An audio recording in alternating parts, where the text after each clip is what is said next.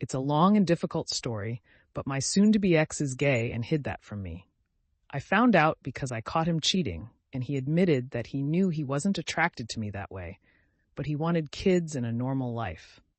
I don't care that he's gay, but I will never forgive him for leading me on so he could use me to have kids. So it's over. End of story. The problem is that his family are fundamentalists, except for a few members, and his mother is the interfering mother-in-law from hell. Not being related to her anymore is another plus to leaving. His family doesn't believe in divorce, so under the guise of picking up some paperwork and other items I had found that were my ex's, she cornered me about how I'm being childish and that marriage is about commitment, forgiveness, and working through problems, etc. It became apparent that my ex didn't tell his family that he cheated. He told his mom that I was divorcing him because we weren't having sex often enough for me. I tried to be patient and explained that he had cheated, and that's why.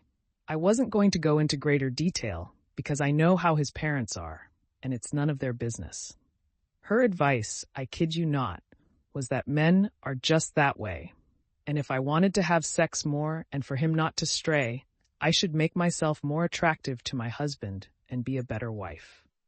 I lost my temper completely. It had been a sad and hard day already, and that was the last straw. Here's where I might be the AH.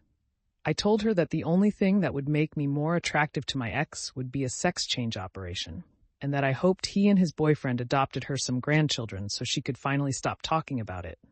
Not my finest moment, but she just hit the worst and rawest nerve she could have, and I exploded.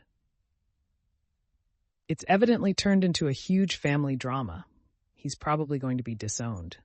And my ex called sobbing that I've ruined his life out of spite. I don't really know how to feel about it.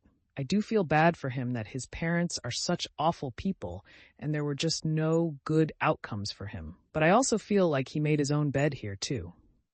Edit. A couple of things from comments. 1. There is almost no chance of violence. His family are fundamentalists, but not violent ones. They're more of the Mormon shunning type.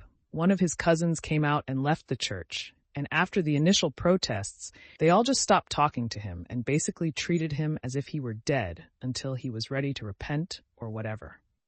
They're passive-aggressive, repressed, and strange, but the chances of anyone physically hurting him are extremely low. He's not financially dependent on them and has a decent job, so he can support himself easily if they kick him out. 2. He's known he was gay since before he met me, so this wasn't a new discovery or admission to himself. He has a boyfriend that he's been dating since 6 months before we were married. I went through his computer after catching them in the act and kicking him out and found messenger logs and other evidence going back to before he started dating me. He literally set this up so he could have the nice Mormon family on the surface to keep his family happy. That's it. He never loved me at all. I was just the first girl to express a sustained interest.